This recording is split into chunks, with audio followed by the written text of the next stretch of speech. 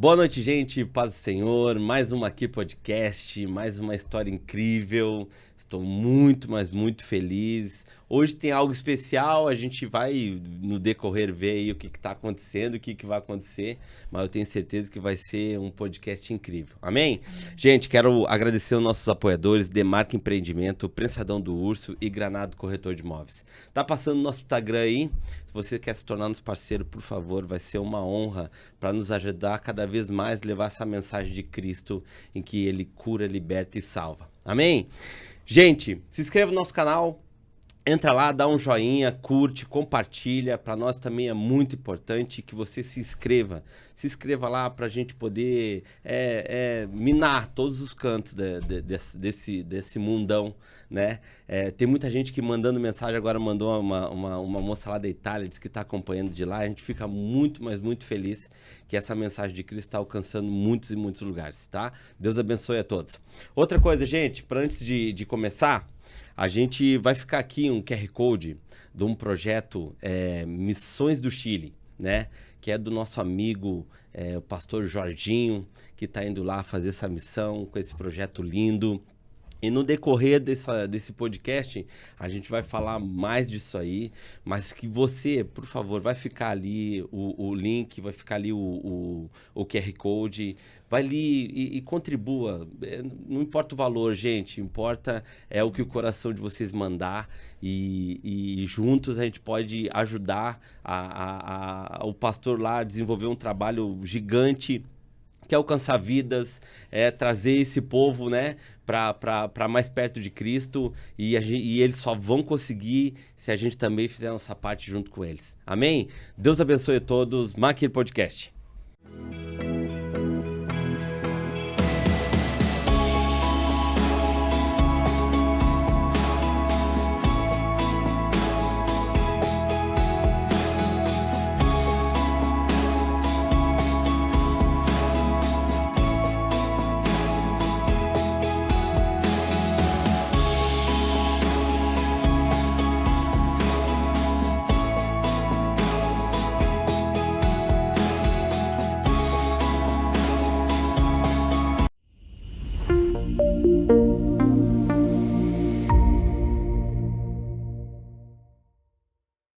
Aline, boa noite, mana. Boa noite. Deus abençoe. Prazer Amém. Gigante ter você aqui.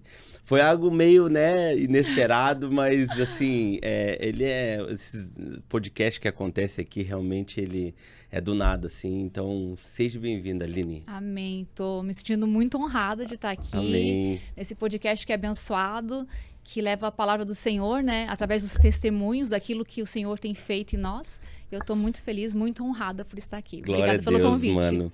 Mana, e me diz uma coisa, pra quem não conhece, a Aline é uma levita, né? Canta pra caramba. Prega muito também, quase uma Aline Barros. Aline Loma. E casada com o Edinho, um grande também, tá aí com nós aí, um amigaço, né?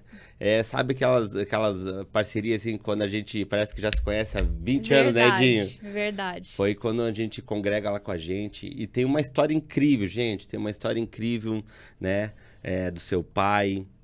E eu, se eu não me engano, as primícias do ano passado, eu ganhei esse livro, né? Sim. E eu sou muito de ler, sabe, mana? Só que daí o que acontece? Deve ser TDAH, não é possível. Porque assim, ó, quando vê, eu tô no meio de um livro e aparece outro. E eu tenho que ler esse aqui, eu tenho que ler esse aqui. E acabo lendo a metade de cada um. Sim. E aí eu acabei não lendo esse inteiro, né? Mas eu acho que era propósito, mano. Porque Pode ser, pra dar aquela surpresa na hora, né? Pra fazer e pra entender tudo isso que aconteceu, né? Então, mana, conta pra gente. Conta pra gente como é que foi tudo isso, como apareceu esse livro. É a história do teu pai, né? Sim. Esse livro, ele foi regado em lágrimas.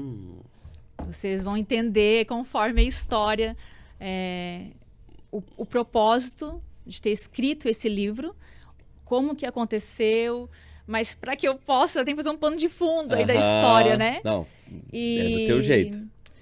O meu pai, ele perdeu o pai dele muito, muito cedinho. Com 2 anos, ele perdeu o pai dele. Ele nasceu em Santa Fé do Sul, né? Interior de São Paulo.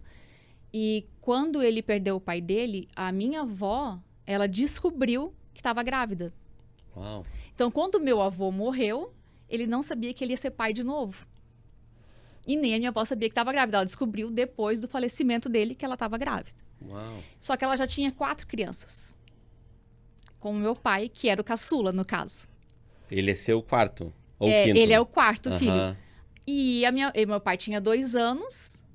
E o pai dele morreu com 33 anos. Nossa, cedo pra caramba. Ele tinha almoçado e daí acho que, não sei se fugiu, não sei se era um cordeiro, um boi, o que fugiu. E ele foi em busca, foi correr, foi buscar. Aham. E deu...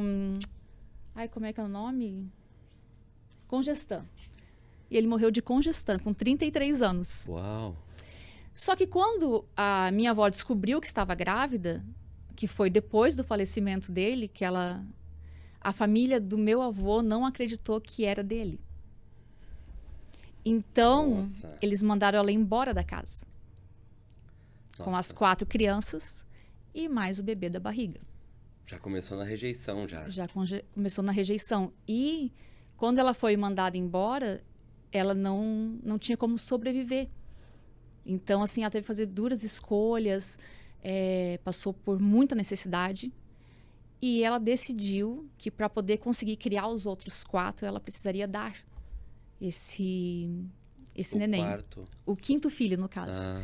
E ela deu esse bebê. Ela teve que dar e era um dos maiores sonhos do meu pai, era conhecer esse irmão. Só que a única pessoa que tinha informação desse irmão era minha avó. E a minha avó não contava por medo que essa criança, que hoje já é não sei se é vivo, né? Aham. Mas que hoje é um homem, se estiver vivo, que são 2 anos mais novo que o meu pai, Aham. não fosse entender o porquê que ela teve que tomar essa decisão, porque eles passavam necessidade e ela não tinha como criar mais uma criança, sendo que ela teria que ir trabalhar e tinha muitas crianças pequenas. O meu pai, ele começou a trabalhar por volta de 5 e 6 anos. Nossa. Ele era engraxate. Então ele saía pelas ruas para engraxar sapato e ele não tinha um sapato. Meu pai foi calçar o primeiro sapato com 12 anos. Um sapato unissex. Meu Deus. Já na dificuldade cedo. Muita dificuldade. E nessa situação toda, assim, de pobreza, de uma mãe que teve que se esforçar muito. Aí, quando ele era criança, depois a minha avó, ela casou de novo. Aham. Ele estava em Pereira Barreto, que é uma cidade que praticamente acho que foi colonizada pelos japoneses, porque tem muito japonês lá. E o meu avô era japonês. Entendi. E meu avô criou meu pai como filho. A minha avó, ela tinha muita dificuldade acho que de demonstrar um pouco de amor, sabe? Porque eu acho que ela teve que ser pai, ser mãe, ela não pôde exercer quem ela de fato. Sofrimento também, né, Aline? Sim, muito. Então, assim, ela batia demais neles. E meu pai tinha essa dificuldade, essa barreira, assim, um pouco com ela, sabe? Ao ponto de os vizinhos virem e acudir para que ela não matasse. Uau. De tanto que ela batia. E o meu pai, ele era meio rebelde, assim, né? Então, ele com o irmão dele, às vezes, eles iam pro Tietê. Aham. Pra pular no Tietê. E quando ele chegava em casa, ela tinha as unhas compridas, ela passava a unha na pele dele. Aí parecia que tinha um óleo. Ele falou que parecia que produzia um óleo quando ia pro Tietê, na pele. E quando ela passava e descobria que ele tinha ido, ela colocava ele numa bacia e mandava ele pegar uma vara. Enquanto não saísse sangue na bacia, ele falou, ela não parava. Uau.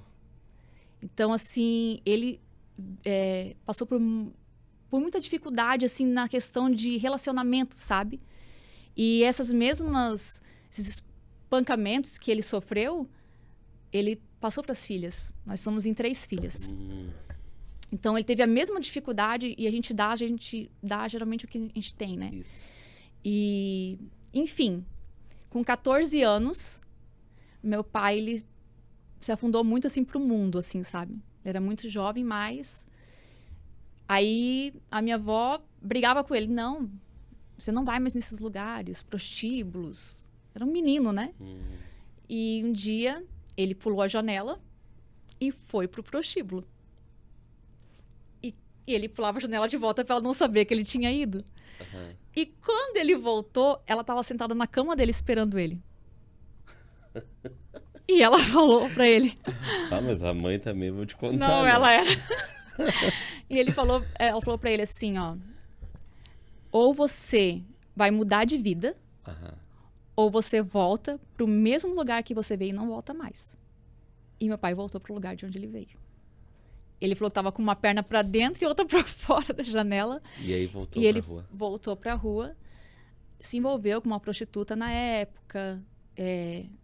Bom, saiu da família, né? Desgarrou. Passou por muitos processos, trabalhou bastante. Meu pai era muito trabalhador, sempre foi.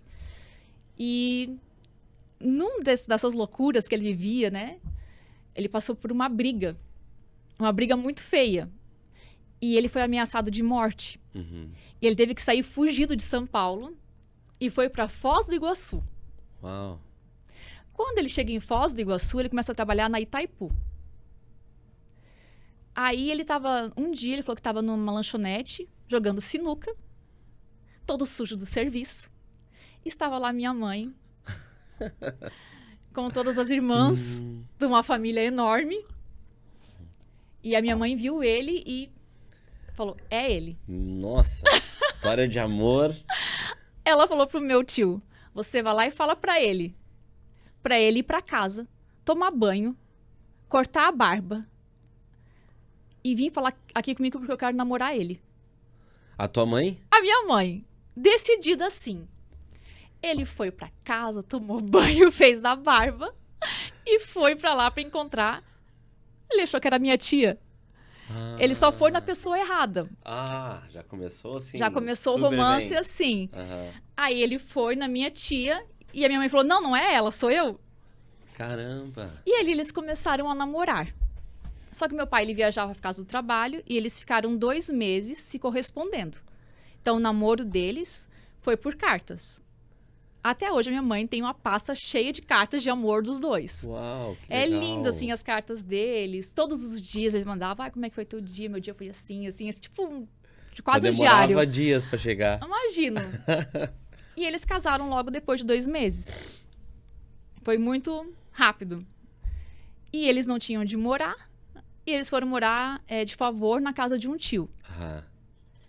E daí depois eles foram para Curitiba, aonde nasceu a minha primeira irmã, a Alexandra.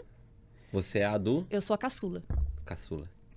E daí eles foram para Lages, que a minha mãe é lagiana. Aham. Só que nisso tudo, a família da minha mãe era muito disfuncional. Tinha o meu avô, que era o padrasto da minha mãe, e ele meio que sumia. Então, assim, ele vinha para casa, ele tinha problema com alcoolismo, com prostituição. Ele vinha para casa, ficava um tempo, depois ele dizia que ia trabalhar e sumia. Ficava meses, ninguém sabia se estava vivo ou morto. E a minha avó criava todas as filhas, os filhos que eram dele, que vieram também. Então, tinha 4 filhos que era só do meu avô, que a minha avó criava. Tinha mais as 2 meninas que eram de um casamento que o meu avô tinha falecido. No caso que esse meu avô, o pastor Castelo, É pastor? ele foi pastor. Foi pastor. E só que ele era o mais improvável que você possa imaginar. E a minha avó sempre em oração. A minha avó é uma mulher incrível. A pessoa assim, mais incrível que eu já conheci. A mãe da tua mãe? A mãe da minha mãe. Sempre orando, sempre orando, sempre orando. Sempre tem a tia do coque, né? Não, ela é. Ela é exatamente essa. O meu avô, ele sumia. Ele aparecia... Alguém falava, olha, o Castelo apareceu, tá numa vala. Ou tá lá não sei aonde. Ela ia buscar ele, às vezes pelado. Ele tava nu. Ela levava para casa, ela dava banho nele e colocava ele dormir na cama. E ela ajoelhava e orava enquanto ele dormia. Senhor, salva o Castelo. Uau, que top. E a minha mãe disse que nunca viu ela brigar com meu avô. Nunca. Ela esperava ele estar sóbrio e falava palavras proféticas na vida dele. Mulher sábia mesmo. Meu Deus. 15 anos ela orou pelo meu avô. 15 anos. Só que nesse tempo, quando ele sumia, o meu pai trabalhava para ajudar também sustentar os irmãos da minha mãe. Claro. Porque eram muitas crianças. Então ele conta que era um pãozinho contado para cada um. Uau. Porque não tinha condições de dar. Então, às vezes, um tava comendo, pensando, ai, tomara que sobe do outro. Pra poder comer um pouco do outro. Loucura, né, cara? Aí eles vão pra Lages. De Lages, eles vêm visitar Camboriú. E se apaixonaram por Camboriú. E todo o processo de conversão acontece em Camboriú. Aí eles se mudam pra Camboriú. E ali era escassez, assim. O pai diz assim que chegava a dar nojo da comida, às vezes, porque eles comiam só miojo, repolho e sardinha. E que suco. Sabe aqueles suquinhos que mancha a língua? Ele disse que às vezes ele tomava o suco e deixava para elas comer o miojo. Então, às vezes, ele ia trabalhar só com o suco. Uau. Para que elas pudessem ter um alimento melhor, né? Enfim, aí minha mãe traumatizou demais quando ela teve a minha irmã, porque eu não sei o que Deus tinha com meu pai sobre números. Mas Deus falava muito com números para ele, com datas, com hora. Era uma coisa assim, bem de doido. Quando foi para minha irmã nascer, não nascia e muitas dores da minha mãe. O médico, não, vai nascer agora. Ele falou, não vai. Deus falou comigo. Eu escutei, ele não sabia ainda que era Deus. Eu escutei uma voz, ele falou que vai nascer 5 horas. Vai ser só 5 horas. E o médico, não vai. E eles tentaram tirar minha irmã a ferro. Tempo do e ela ferro, nasceu né? 5 horas. 5 horas. No quarto, 5. Uau. E meu pai achou 5 moedas antes de chegar. Então, Deus estava querendo falar alguma coisa com ele ali. Entendi. De uma experiência. Mas, quando a minha mãe engravidou de novo, a minha mãe estava totalmente traumatizada. Porque meu pai vivia no bar. Ele não parava em casa. Sim. Ela passou por muitas dores. Ela pensou que ia morrer no parto. E quando ela engravidou da minha segunda irmã, da Ana Paula, ela falou que ela arrastava os guarda-roupa dentro de casa na intenção de perder a criança. Sério? Porque ela pensava, não, eu não posso passar por isso de novo. Não, eu não vou aguentar. E foi isso. E quando ela engravidou de mim, tu imagina, se ela não queria a segunda, a terceira, menos ainda, né? Aí ela falou pro meu pai, não importa o que tu vai fazer, eu quero a laqueadura. Não importa. Eu quero dinheiro para laqueadura. Só que em Camboriú, eles não tinham esse médico que faria.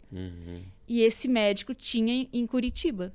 Então, eu sou natural de Curitiba, que eu fui só para nascer. Foi só... Só para nascer Entendi. em Curitiba. Chegando lá em Curitiba, o médico, né? Era um médico muito famoso na época e não errava. E não tinha ultrassom, né? Aí, pelo toque, assim, na barriga, ele pegou e tocou, tá? Ele falou assim, é um menino. Aí era uma esperança pro pai, né? Nossa, vai ter um menino. E era eu, né? E daí nasceu e o médico ficou encantado. A mãe falou que ele ficou encantado. Ele só tinha meninos, eu acho. E ele pediu pra mãe eu. Ele falou, você já tem meninas, né? Deu de ver que você já tem 2 meninas. Você não quer me dar essa menina? O médico pediu pra médico sua mãe? pediu Nossa, eu. Nossa, naturalidade. Porque eu acho que, de certo, ele viu ela tão cansada já de... só cuidando de filhos e tal.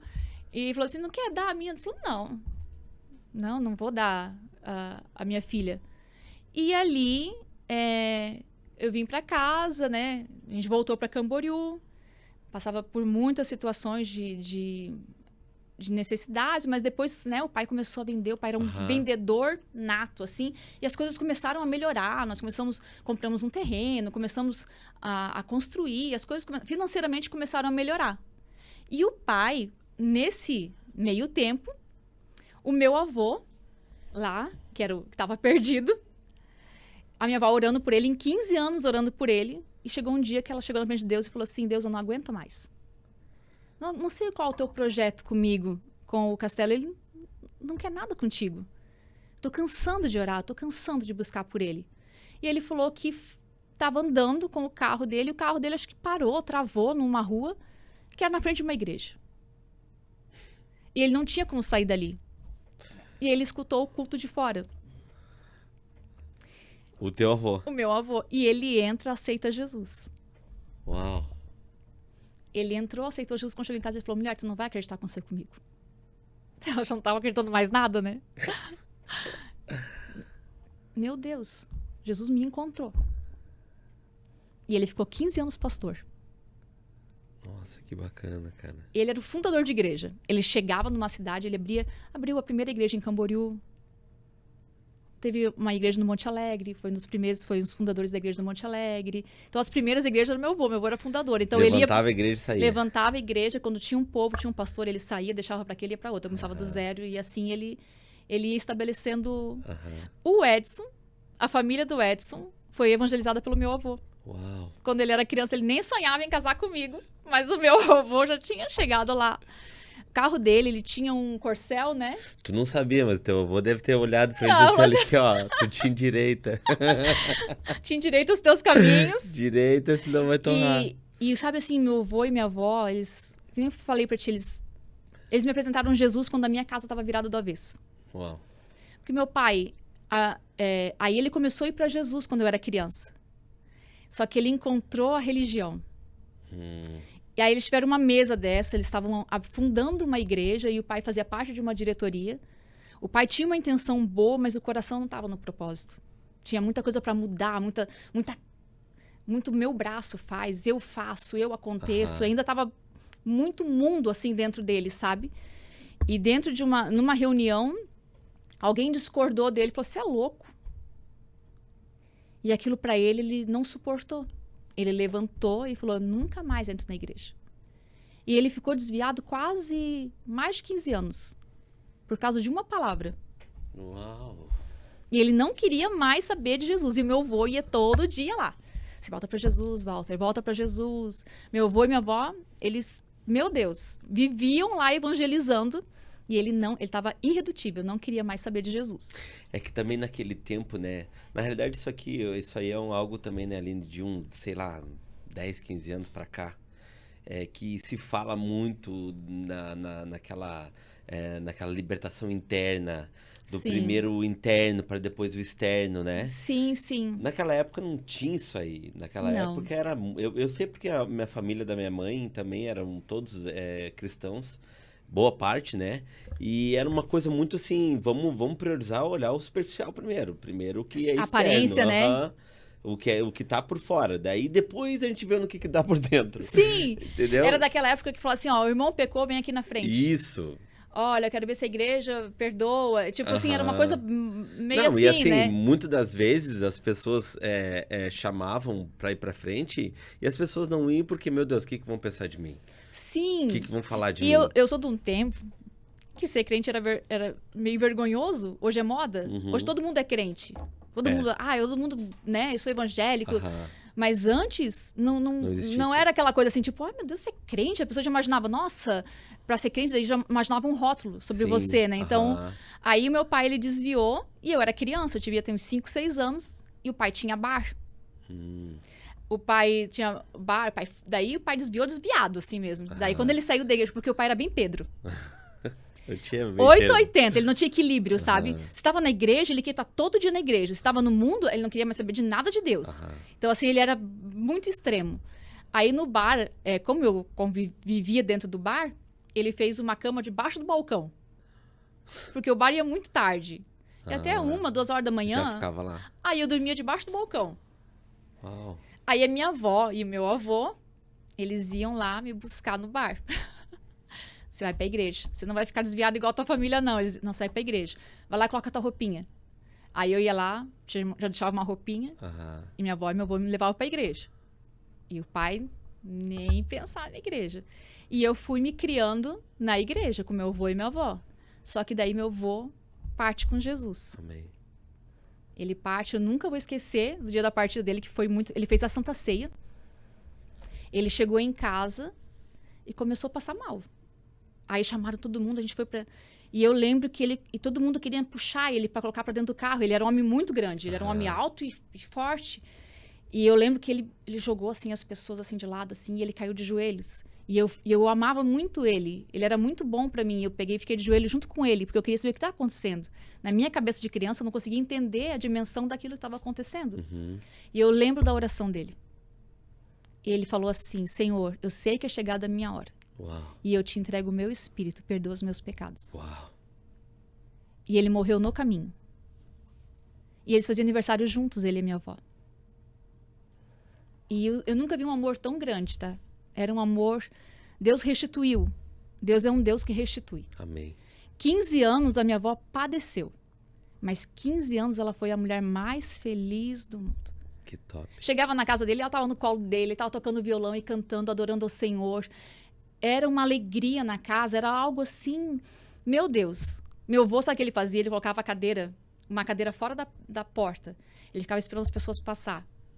Ele só queria uma oportunidade para pregar o evangelho.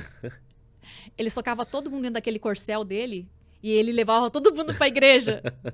Ele era um ganhador de almas, assim. E ele partiu. E a minha avó, naquela época a gente não falava muito sobre depressão. Não entendia muito sobre isso. Claro. Mas hoje eu vejo que ela ficou deprimida. Ela não conseguiu assimilar. A perca foi muito grande para ela. E aí, como ela me buscava, às vezes ela me esquecia. Entendi. Porque ela estava muito assim, afundada na tristeza, sabe? Então, às vezes ela me levava para a igreja. E te deixava lá. E me deixava na igreja. Aí os irmãos ficavam com pena. E falavam assim, Aline, o que tá fazendo aqui? Eu tô esperando a avó. A avó já foi, filha. Eu falei, agora, o que eu vou fazer? Não, a gente te leva. E eles me adotaram. Então, eles me levavam embora com os esquecimentos da minha avó. Ah, entendi. A avó me levava para um congresso de mulher. Meu pai me chamava de rato de igreja. Porque eu tava de segunda a segunda. Eu ia no culto de mulheres, eu ia na tarde da bênção, eu ia no culto de homens, eu ia no culto de mulheres, de casais, eu ia em todos os cultos. E eu amava o ambiente da igreja. Amei. Porque quando eu chegava em casa, não era o ambiente que eu queria. Sim. O pai, ele era um homem estressado, era um homem muito bravo antes de Jesus, ele era um homem muito grosseiro, era um homem que batia demais em nós, não tinha muita paciência. E ele era dois extremos, e ao mesmo tempo ele era o homem mais amoroso, mais carinhoso. Contando para as pessoas, parece que não tem conexão. Mas porque a vida dele foi tão desequilibrada, ele não conseguia achar um eixo. Sim. Então, ao mesmo tempo que ele corrigia de forma muito dura, ele era uma mãezona. É como foi ensinado, né? Sim. E o pai, até ele entendeu o propósito dele, mas ele... Porque é incrível, né? Às vezes a gente, quando vai para Jesus e Jesus esclarece a nossa mente, a gente começa a entender o nosso propósito. Amém. Mas a gente começa a caminhar no propósito antes de entender o propósito. Porque a gente tem dons e talentos. E o pai tinha um dom para a paternidade que era algo incrível. As minhas amigas que não tinham pais, ele adotava todas. Ele sempre adotou as minhas amigas. Chegava lá e quando via, estava chamando ele de pai. Entendi. Eu tinha ciúme. Ele já tinha um carisma, na realidade. Tinha uma menininha que ele vivia dando carinho pra ela e dava as coisas pra ela porque ela não tinha um pai. E ela começou a chamar ele de pai. E eu fiquei morrendo de ciúme daquela menina. E eu era criancinha. Eu cheguei num canto e falei pra ela, olha aqui.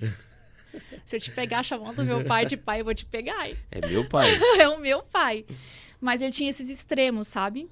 Por causa desse desequilíbrio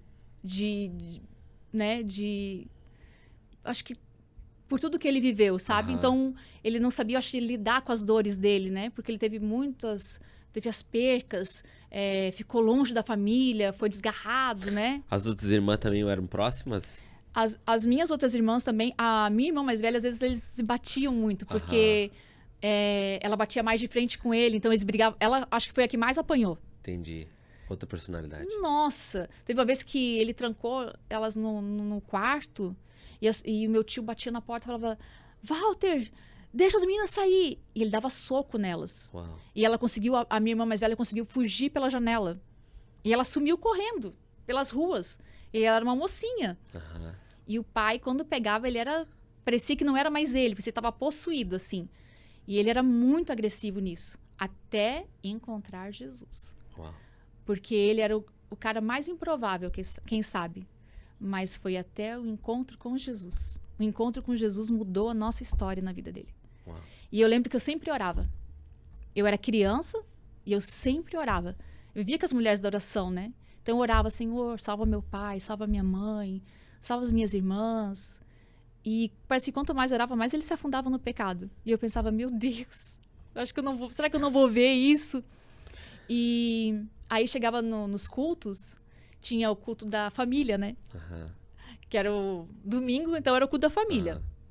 Aí o pastor falava, você achei que eu sou família agora, né? Só que eu não tinha família. Sozinha? Eu era sozinha, porque chegou um tempo que nem minha avó estava indo mais direito por causa da situação que ela vivia, da saúde e tal. E eu me encontrava sozinha na igreja. Aí o que eu pensei? Eu já era mocinha, devia ter uns 12 anos por aí. Aí eu tinha vergonha que as pessoas ficassem olhando pra mim.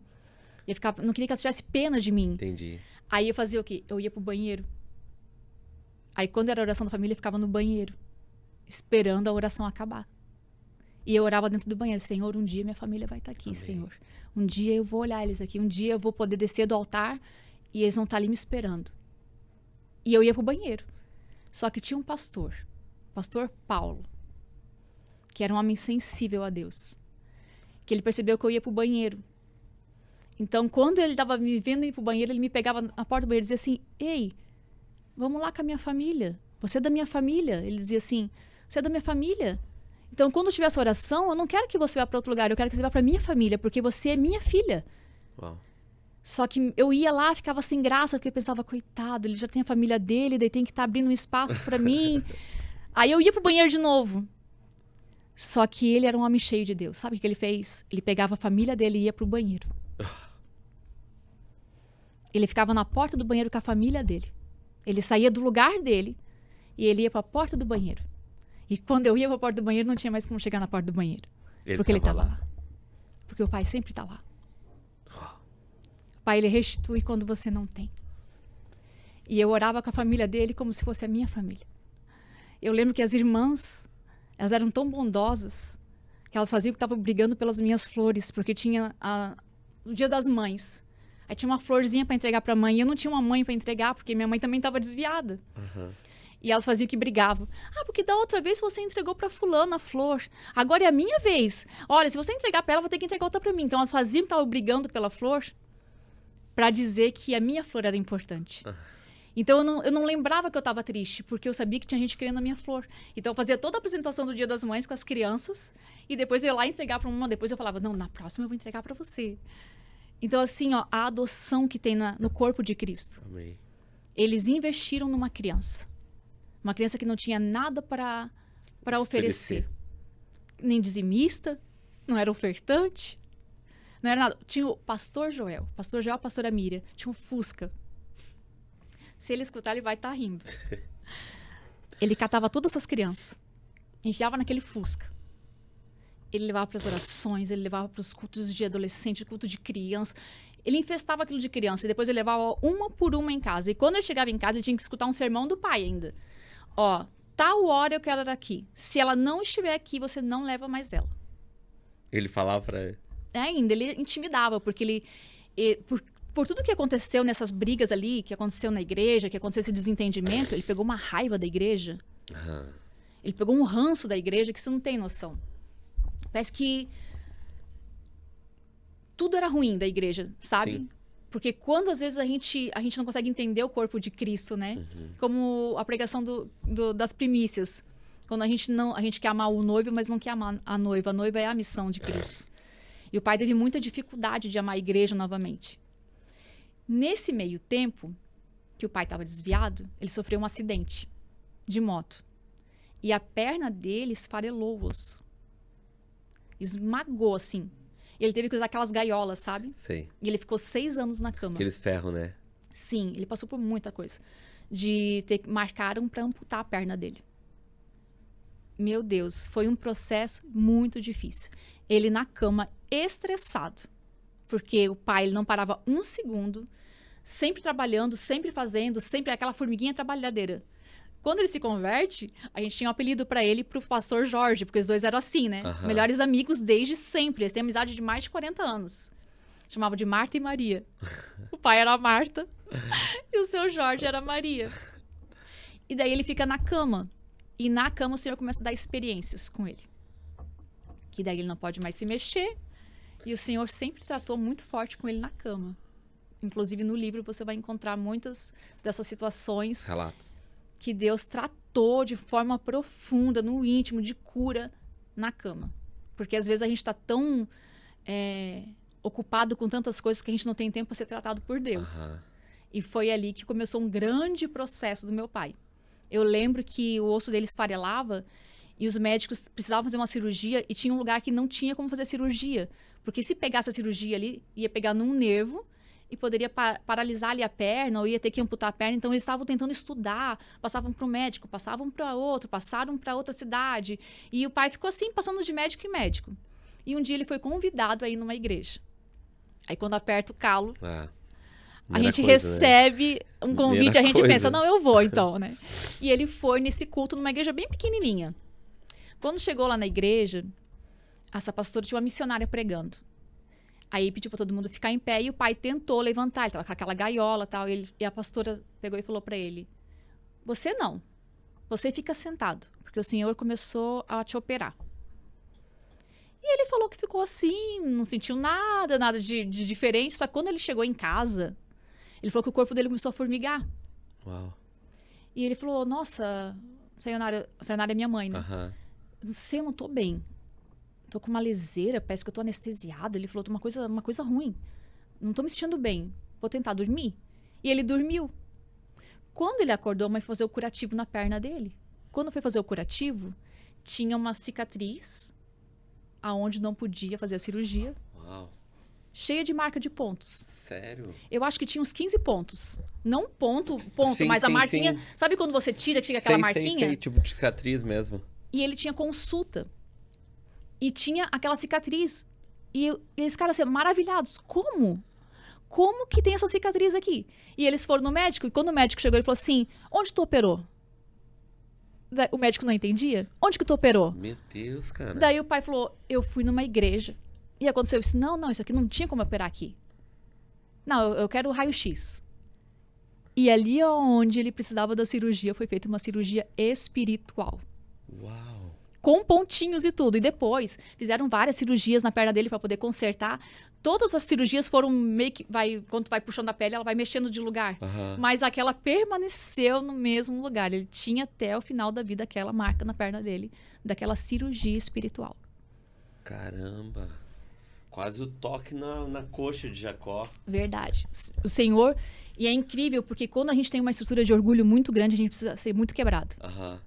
Toda pessoa que tem uma grande estrutura de orgulho, ela vai passar por muita... Vai ser muito moído por Deus. Porque ela precisa tirar esse muro que ela construiu. E o pai, realmente, ele foi um homem que foi um homem de muitas dores. Muito moído por Deus. A primeira vez que ele teve um encontro com Jesus, que foi antes de ele se desviar da primeira vez, que foi o primeiro encontro, foi em Santa Catarina, foi logo que ele veio. Ele teve um problema de hemorroida e ficou muito mal, sangrava muito, passou muito mal, muitas dores, ele não conseguia trabalhar mais, ele estava assim, ele ficou perturbado de tanta dor.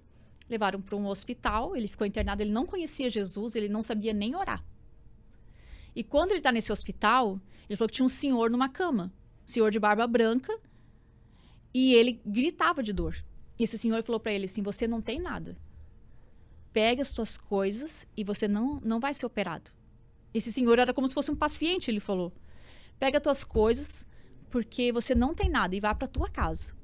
Ele falou que ele estava tão perturbado que ele fugiu do hospital. E ele fugiu com a camisola do hospital. Imagina a cena. Ele chegou, que ele deixou os pertences, ele saiu desnorteado, assim. Quando ele chegou no ônibus, ele percebeu que ele não tinha carteira pra pagar o ônibus. Camisola, né? Eu fico imaginando a situação. E quando chegou, ele pediu misericórdia do cobrador. Ele falou, cara, eu tô com muita dor. Eu preciso ir pra casa, eu tô ficando louco, é muita dor. Sangrando, ele tava sangrando ainda. Quando ele chega em casa, o cobrador deixou ele passar. Quando ele chega em casa, minha mãe faz aquela montoeira de pergunta, né? Foi operado? O que tá fazendo aqui? Que tá de camisola? Por que não sei o quê? Tentando entender, né?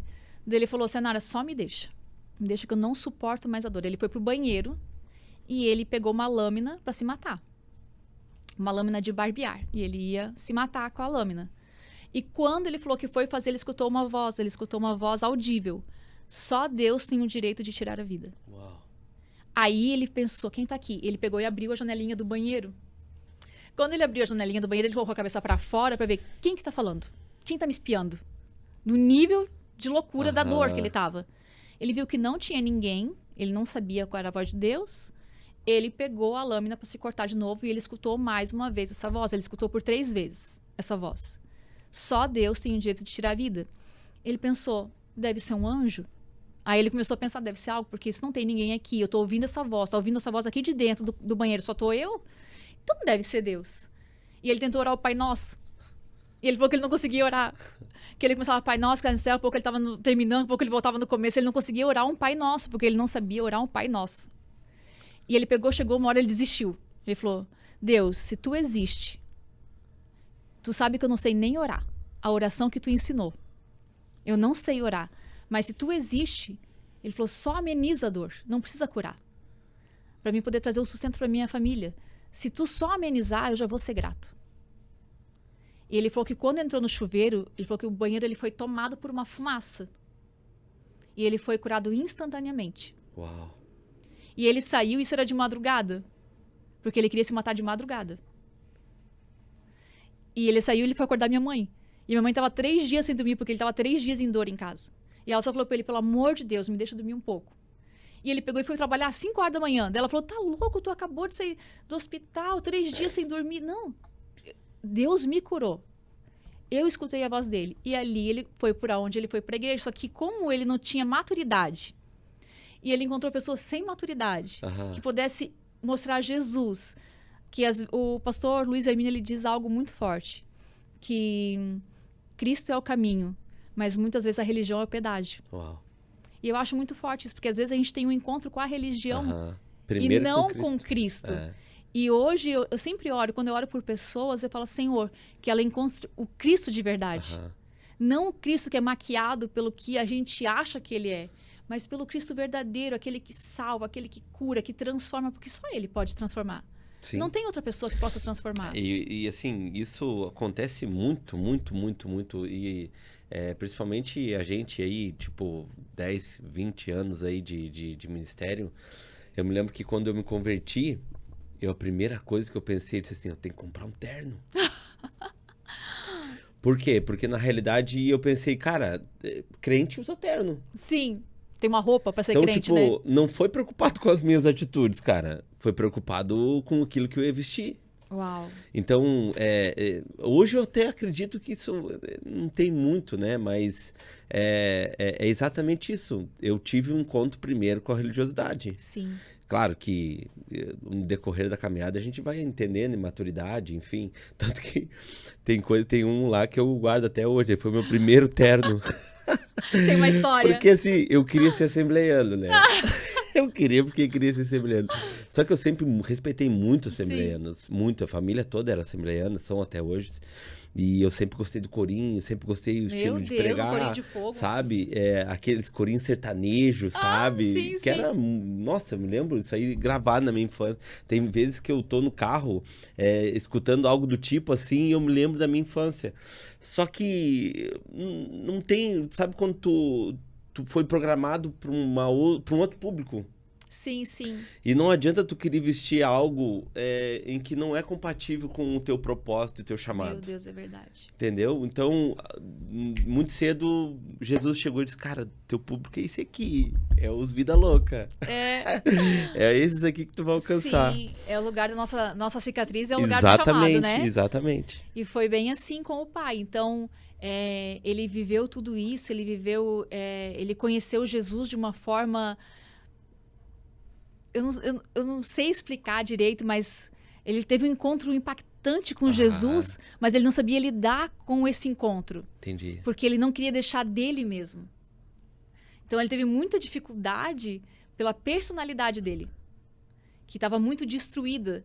A identidade dele era muito cheia de rótulos ainda, sabe? Então ele estava com dificuldade de lidar com a identidade, conhecer Cristo e abandonar quem ele era e morrer para si mesmo, sabe? Ele estava nessa situação toda. Então não tinha ninguém que pegasse pela mão Pela também, mão né? E que discipulasse, sabe? Eu tive esse prazer.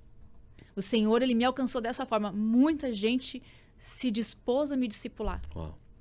Muita gente me discipulou, muita gente gastou tempo comigo, sabe? Também. E eu gastei tempo em orar pela minha casa. Uau. Aí chegou um dia, depois de tudo isso, que ele já começou a caminhar, saiu dessa situação toda. E nós ficávamos sempre convidando ele, né? Vamos na igreja, vamos na igreja, vamos na igreja. E ele sempre, eu não quero saber de pastor. Pastor é tudo ladrão, pastor não sei o quê. E sempre tinha uma coisa, né? Aí um dia a gente convidou e ele não respondeu. Só que a gente estava tão já acostumado com o não, que a gente não estava mais nem insistindo. Sabe quando você já vai desistindo? E nós estávamos numa campanha. E a campanha era de volta para casa. Uau. E ele falou, Sayonara, hoje eu vou pra igreja. A mãe tinha convidado ele, ele falou, eu vou. A gente ficou até meio assustado, né? Ele vai. Meu Deus, ele vai. Senhor, é um evento, ele vai. Só que ele falou uma ressalva. Eu vou, mas se fizerem apelo para aceitar Jesus, eu levanto e vou embora. Aí a Aline, que lutava contra a manipulação, pensou, eu vou lá falar com o pastor. Só que eu esqueci. Eu estava tão empolgada que ele estava na igreja que eu esqueci de falar. Eu ia falar com o pastor. Pelo amor de Deus, não faz o apelo. Eu ia pedir para ele adoçar o evangelho pro meu pai. Diluir o evangelho pro meu pai, mas o evangelho ele tem que ser impactante. É isso aí. Só que a gente quer manipular para poder agradar pessoas. E Jesus não veio agradar pessoas. Não funciona. O evangelho não vai mudar por causa de nós. Nós precisamos mudar por causa do evangelho. Exatamente. Aí eu esqueci. Acho que foi Jesus que falou assim, ó, tu não vai manipular esse momento. E o pai foi. E ele começou a falar sobre o filho pródigo. E era a história do meu pai. É verdade. Aí ele falou, se você precisa voltar para casa, você está muito longe de casa, você precisa estar cansado de ter desejo das alfarrobas. Você está cansado de tudo que você permitiu que o mundo fez com você. E você olha para hoje, para esse lugar onde você está, e você tem fome de voltar para casa do teu pai. Eu quero te chamar. Pá, fez um apelo diferente, cara. Para aceitar Jesus. O pai levantou, eu falei, pronto, foi embora. Perdemos o homem. Ele foi correndo para frente. Uau. E ele se jogou no altar. E nós ficamos sem entender. Ficamos, meu Deus, o que Deus fez aqui? E o pai ali aceita Jesus e nunca mais desviou do caminho do Senhor. Uau. E ali começou um grande processo de cura. Daí ele foi levado a diácono, que era o amor da vida dele, era o diaconato. Ele foi enterrado com a roupa do diaconato. Sério? Apaixonado por servir. Meu Deus do céu. Eu acho que eu nunca vi ninguém tão apaixonado pelo diaconato como ele. A alegria dele era montar a mesa da Santa Ceia. E todos eles entravam com aquela gravatinha da quadrangular, sabe? E faziam toda aquela volta bonita, ele organizava. E ele amava servir. Amava servir. Aí dali, nós passamos um tempo, né, e fomos pro pastor Vanderlei. Só que o pastor Vanderlei, eu conheço ele desde menina. Quando ele não era pastor ainda, ele era um diácono. E é engraçado que, olha só como Deus conecta as coisas, né? Teve um tempo na minha adolescência, estava muito difícil em casa. E eu pensava, desisto. Orei até aqui, estou cada vez pior. Cada vez vamos para mais longe de Jesus. E eu cansei. Eu cansei das guerras, cansei das lutas. Cansei. E eu vim no caminho indo para a igreja e eu falei, Senhor, é o meu último culto. Não quero mais. Não quero mais estar na igreja, não quero mais. Chega. Eu vou viver a minha vida. E eu falei, só que eu quero me despedir hoje. Que hoje é meu último dia. E eu entrei na igreja e me ajoelhei. E orei e eu chorei ajoelhada, porque era meu último culto, porque eu já não aguentava mais. Parecia que era um fardo muito grande para uma menina. Carregar de uma casa, de orar por uma casa, de orar por uma família. E eu pensava assim, não vou dar conta mesmo, então não vou mais gastar tempo do Senhor. E quando eu levantei, o pastor Vanderlei, que era diácono na época, estava do meu lado. E ele me deu um abraço e ele falou assim, Aline, eu tenho uma palavra de Deus para você. Não é o fim, é o começo. Uau. Ele só falou isso, mas eu entendi no meu espírito tudo que o Senhor estava me respondendo. Amém. E eu nunca mais pensei em desviar. Nunca mais pensei em desviar. Mas aquele dia foi o dia que eu tinha decidido. Falei, não. Mas Deus, ele é pontual, né?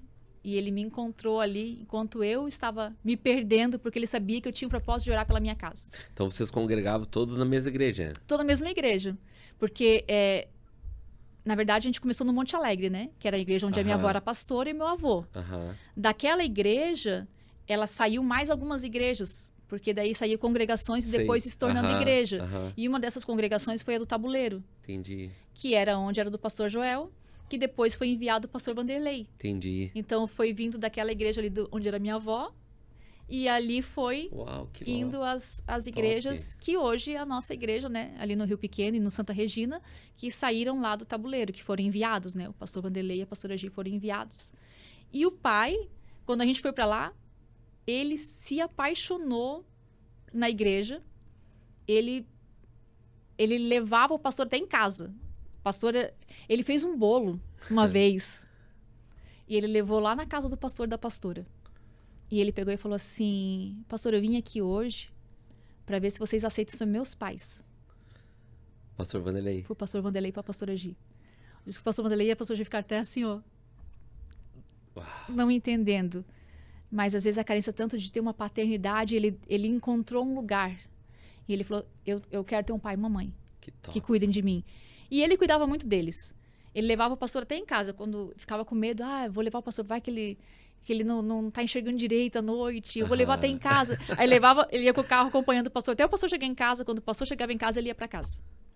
Olha só. A gente não encontrava mais o pai em casa.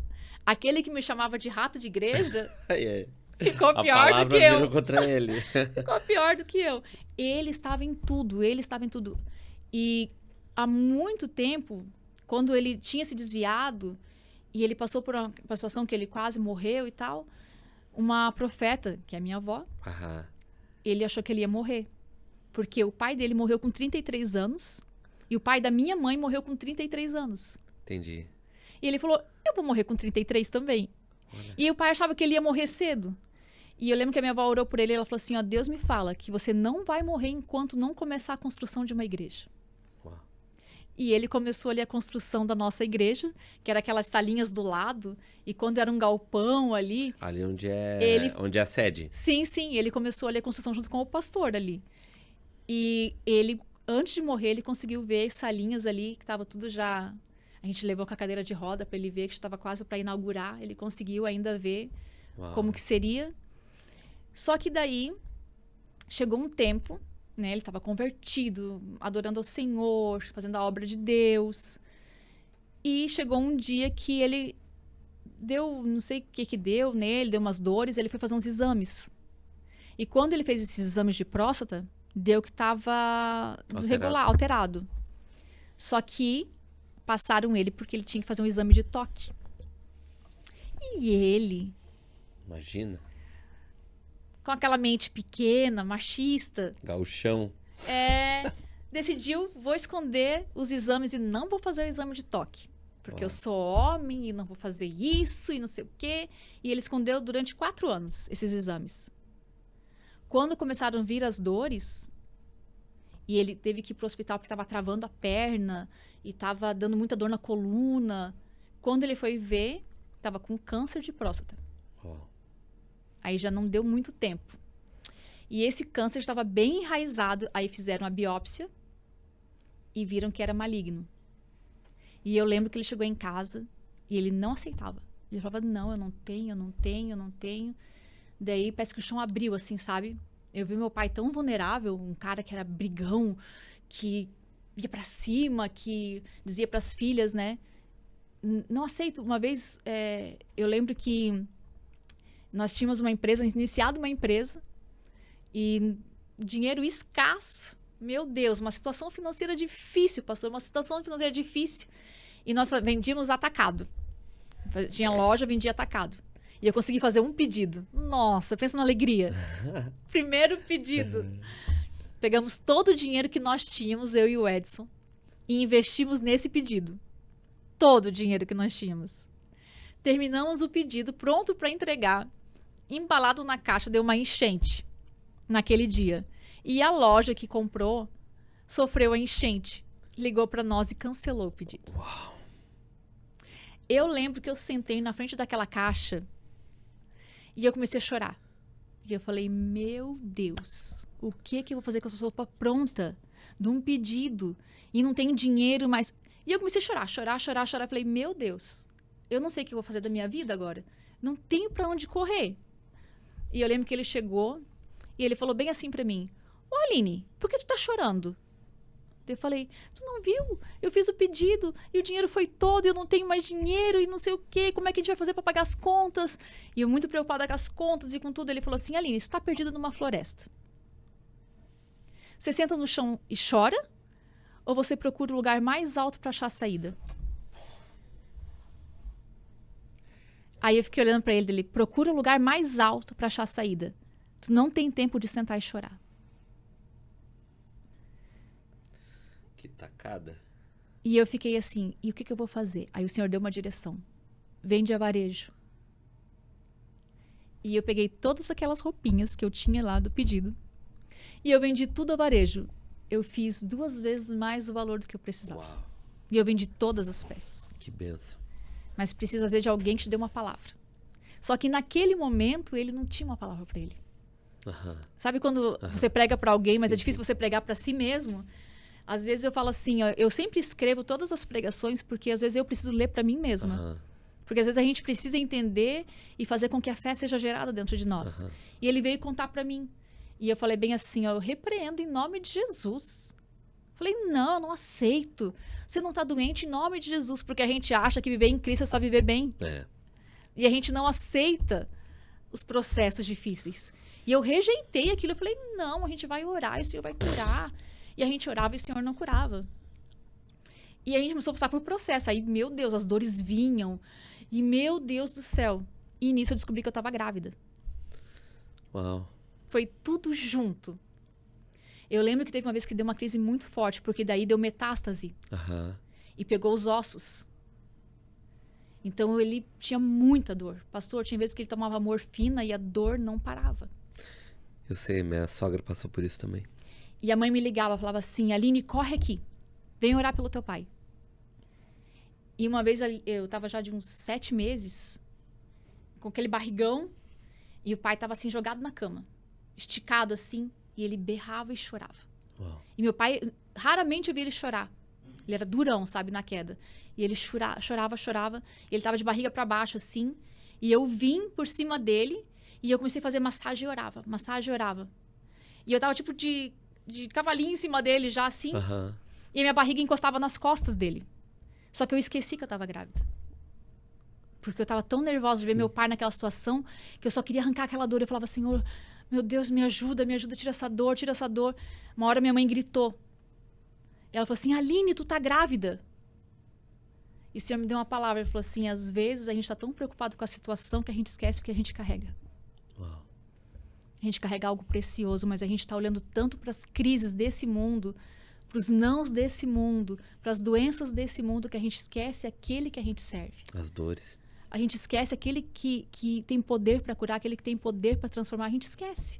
Porque a gente está tão envolvido naquilo, aquilo consome tanto a nossa fé. E eu lembro que eu fui para o banheiro com dores. E eu comecei a sentir contrações. E eu começava, Senhor, eu não consigo cuidar do meu filho nesse momento.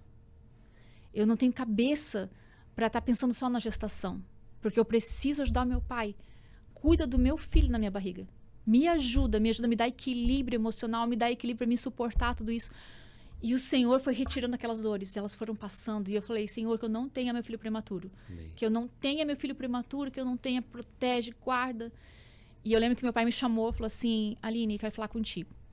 Ele só chamou eu dentro do quarto. E ele falou assim, eu não vou ver teu filho. Eu tô tão triste, Aline, eu não vou ver teu filho. Daí eu falei, vai? Tu vai ver meu filho dele? Não, Aline. Ele teve uma revelação de Deus. E Deus mostrou ele carregando uma cruz. E ele falou que esse sonho era muito real. E ele via ele carregando a cruz do lado. Jesus carregava uma cruz, ele carregava uma cruz. Ele era bem pequeno, ele falou. Só que ele não aguentava. E ele dizia para Jesus, carrega a minha também. Porque Jesus estava conseguindo levar a dele, mas ele estava caindo. E ele não conseguia levar a dele. Ele falava assim, chegava a hora que ele falava assim, vou deixar aqui, eu não vou aguentar até o final. Jesus falava, não, eu tô contigo, tu vai até o final. Aí quando chegou até o final, ele olhou para Jesus e falou assim, vou ter que ser crucificado? Aí Jesus falou para ele, não, aqui você não vai aguentar, é só até aqui. Aí pegou e trouxe ele do começo. E falou, agora vai começar o teu processo. Mas não esquece que eu vou estar contigo em todo o tempo. Uau. E ele falou, Aline, ele era, sabe, pensa num vô, sabe aquele que estraga? Era meu pai. Ele não era só um paizão, ele era uma mãe, ele era um pai, ele era aquele que sonhava contigo, ele era orgulhoso demais de nós, assim, ele tinha um... Quando eu pregava, tem algo que eu tive muita dificuldade no começo, depois que ele faleceu, de pregar, porque nós tínhamos algo só nós dois, que era a resenha da pregação. Então, quando eu pregava, ele me esperava no final do corredor. E ele dizia assim, ó, meu Deus, pregou demais. Ele falou, meu Deus, ó, eu não gostei dessa parte aqui, mas essa aqui foi tremenda. Então, a gente tinha era o nosso momento. E eu amava o nosso momento. E eu lembro que a primeira vez que eu preguei, quando ele não estava mais, eu fui chorar no banco. E eu disse assim, ai, saudade da voz dele, pai. Com quem que eu vou comentar a pregação agora? Eu tive muita dificuldade depois que ele partiu, sabe? Porque era o nosso momento, era algo só nosso. Só nosso. E eu nunca mais tive com ninguém isso. Porque era algo nosso, foi um tempo nosso, sabe? Era algo muito nosso. Enfim, ele era muito orgulhoso de nós. Eu lembro que uma vez foi um pregador muito famoso lá em casa. E o pai estava bem doente já. O pregador, sabe aquele pregador que prega para 10, 15 mil pessoas? Foi um pregador assim lá em casa. Quando esse pregador chegou, foi muito engraçado. Que eu fui lá e falei, aqui é o fulano de tal, pai. Veio aqui orar pelo senhor e tal. Ele olhou pro pastor e falou assim, você tem que ver ela pregar. Eu queria sumir. Eu queria cavar um buraco e falar assim, não, ele não tá falando isso. Pois o cara que mesmo, prega. O cara que prega pra uma multidão, ele não tá falando isso. Ele, você tem que ver ela pregar, hein? Ela prega muito, não sei o quê. Ele, sabe, elogiando. E essa minha filha aqui, meu Deus. E essa... Ele tinha um orgulho, assim, sabe? Ele era um paizão, um vozão. Ele, no livro, você vai ver que no início do livro tem uma dedicatória de cada um, dos filhos, dos genros e dos netos. E você vê como cada um via ele. Ele chamava as netas, que eram as Miss Brasil. Você vai ser Miss Brasil. O Hector, que era o menino, você é o meu príncipe. E ele sempre... ele acreditava muito na gente. E quando ele partiu, fez um vazio. Parece assim que... Pra onde eu vou correr? Porque ele era um cara do conselho. Sempre tinha uma palavra, sabe? De motivação. Um cara motivacional. Não tinha tempo ruim. Não existia difícil ou impossível com ele. Mas naqueles momentos que a gente via ele ali com dor e ele que tinha que nos levantar. Porque às vezes a gente pensava, meu Deus do céu, só estava piorando. E ele falou que ele não ia ver meu filho. E naquele momento eu falei, Senhor, se o Senhor me chamou como profeta, Pai, ouve a minha palavra. Eu te peço, ouve o meu clamor. Que o meu pai, ele segure o meu filho nos braços dele. Que ele conheça o neto. Porque o desespero dele era não conhecer o neto. E ele melhorou, ele ficou 1 ano curado. Uau. Lembra que nós estávamos conversando sobre açúcar? Meu pai tinha muita dificuldade na alimentação. Comia muita porcaria. Comia muita coisa assim que... Ele era muito exagerado. E quando ele foi curado, ele que ajudou com meu filho no hospital, ele embalava, ele segurou. Eu vi a profecia se cumprir. Só que ele começou a desandar na alimentação de novo. Ele pegava pote de doce de leite e ele comia de colherzinha. Meu Deus, me identifico. E a gente descobriu que o câncer se alimenta muito do açúcar. Sério? E o pai tacava ali açúcar para dentro de uma forma... E ele exagerou em tudo. Depois desse 1 ano, o câncer veio com tudo. Aí ele pegou todos os ossos grandes, pegou parte do crânio. Aí começou o grande processo que ele tinha sido revelado para ele através daquela visão. Começou todas as dores, começou muito processo. Eu lembro de uma vez que eu estava no culto e a mãe me ligava. Aline, vem pra casa, vem orar pelo teu pai, não tem morfina, não tem tramadol, não tem nada que faça parar de dor, ele tá urrando. Cheguei, o pai urrava. Meu Deus, pastor, o senhor não tem noção de você ver a pessoa que você ama e você não poder arrancar a dor dela. E eu lembro que eu comecei a orar, orava, depois eu não sabia mais o que orar. Uma hora eu falei assim, Espírito Santo, me ensina a orar. Porque eu não tenho mais palavras, eu já fiz tudo, já fiz ato profético, já ungi, tudo que estava na cartilha, sim, eu tinha feito. E eu não sabia mais como orar, falei, Senhor. E veio no meu pensamento assim, a anestesia. Quando veio no meu pensamento, eu falei, essa eu não tinha orado ainda, vamos nessa. Estava tão desesperada. E eu falei, Senhor, anestesia ele. para que ele não sinta mais essa dor. E ele berrava, de repente, caiu a cabeça dele. E eu segurei a cabeça dele, ele estava deitado, só segurei a cabeça dele assim. Eu falei, meu Deus, morreu.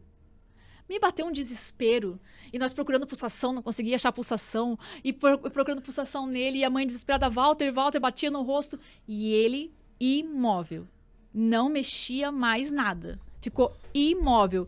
E nós duas, que nem duas desesperadas dentro do quarto. O que eu orei, Senhor? O que eu orei? Eu já não sabia mais nem o que eu tinha orado. De repente, eu acho que Jesus falou assim, meu Deus, eu vou ter que fazer ele voltar para elas se acalmarem, que elas não sabem o que elas oram. Ele voltou, ele só abriu os olhos e falou assim, calma, eu tô com Jesus. E caiu de novo. E ficou ali. Anestesiou mesmo. E ficou ali caído ali, naquele momento. E nós assim, em cima, olhando até a hora que ele fosse acordar. E passou um tempo ali. E ele teve visões, e o Senhor mostrou lugares celestiais, e ele teve um encontro com Deus naquele momento. E você pensa assim, meu Deus, era um cara que estava berrando há 2 segundos. Uau, que incrível, né, cara? E em 2 segundos não tem mais dor nenhuma. E conta pros outros, parece que é uma mentira. Sabe, meu Deus, era uma coisa muito louca, assim, a gente viveu coisas muito loucas. Quando ele ia pro hospital, pastor, virava culto. Você vai ver muito no livro isso. O hospital virava culto. Ele chegava lá com dores terríveis e colocava ele naquelas bombas de morfina que já vai dando de tanto em tanto tempo. Chegava a gente no quarto dele, era coisa de louco, pastor. Chegava a gente no quarto dele, gente que não conhecia, que estava desviado de Jesus, que já tinha desviado dos caminhos. Ele testemunhava para a pessoa, ele orava pelas pessoas, as pessoas voltavam para Jesus e Deus levava. Chegava outro no quarto, com a mesma situação. Desviado, ele orava, testemunhava, pregava para aquela pessoa, a pessoa se reconciliava, a família se reconciliava com Jesus e Deus levava aquela pessoa. Uma vez eu brinquei com ele e falei, meu Deus, se as pessoas soubessem quem é tu nesse hospital, elas não entravam no teu quarto. Porque elas oram e vão embora com Jesus. E Deus fez grandes coisas. Eu lembro de um dia que foi coisa de louco, assim. Ele começou a pregar, aí os enfermeiros começaram a falar em línguas. Uau. E profetizando dentro do quarto. E chamavam gente pra dentro do quarto. E gente sendo curada. E naquela loucura daquele lugar que ali só ficava os pessoal do câncer, né? E você vendo Deus manifestar daquela forma. E os enfermeiros orando e falando em línguas. A gente saindo pros corredores, falando em línguas. E nós naquele ambiente de glória, dentro de um hospital, um lugar de morte ali, um lugar que geralmente as pessoas naquele setor ali... Supostamente decretados. Isso, pessoas no lugar terminal já, câncer terminal ali. A gente viu muita dor da família, muita família cansada. Então esse livro, ele tem um refrigério para a família. Tem um refrigério para aquele que está passando por esse processo, que está aguardando a cura.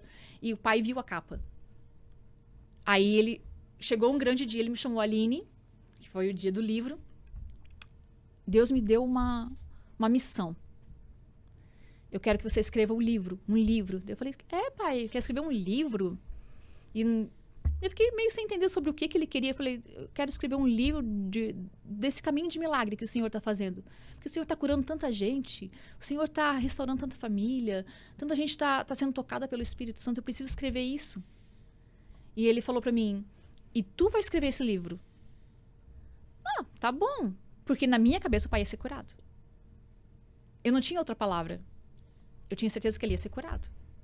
E eu lembro que eu estava num culto cantando. E tinha uma pastora amiga minha pregando. E ela olhou para trás e falou assim, Aline, eu vi o teu pai correndo. E eu tomei posse.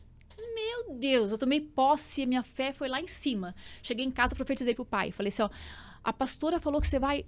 Essa pastora amiga minha falou... que você vai correr, você não vai andar, você vai correr. Ela te via correndo. E o pai, dali pra frente, só piorou. E eu fiquei frustrada com aquela palavra. Claro. E eu pensei, meu Deus, mas Deus falou que ele ia correr. Ele não tá nem caminhando mais. Ele não caminhava mais, ele fazia tudo na cama. A necessidade, tomava banho, comia, tudo na cama. Ele não saía mais da cama, porque ele parecia que ele virou de cristal. Não podia mais tocar nele, ele sentia dor por causa dos ossos. Então não dava para tocar, não dava... Meu Deus, era uma luta. E essa pastora também ficou frustrada. E ela falou, Aline, eu preciso visitar teu pai. Eu preciso entender o que Deus falou. eu tô muito frustrada, porque Deus me mostrou e eu vi nitidamente teu pai correndo. Não era caminhando, ele estava correndo. E ela marcou de visitar ele num dia. E o pai teve um sonho num dia anterior. O pai sonhou que ele estava nas nuvens Correndo. e que ele corria. E que os anjos iam muito rápidos. E chegava uma parte que ele cansava, assim, nas nuvens, ele colocava a mão nas pernas, ele dizia assim, calma, senão eu não alcanço vocês. E os anjos davam fôlego para ele correr. E ele corria sobre as nuvens. Uau. Quando ela chegou para visitar ele, ela chegou para pensar assim, não, o Senhor vai falar comigo de alguma forma, eu vou orar, ele vai sair correndo, vai acontecer alguma coisa, sabe? Aham. E ela chegou e abraçou ele, ele falou, preciso te contar um sonho. Mas ele não sabia que era ela que tinha falado que ele ia correr. Preciso te contar um sonho. O Senhor me mostrou eu correndo. Eu não andava mais, eu corria. Ela começou a chorar.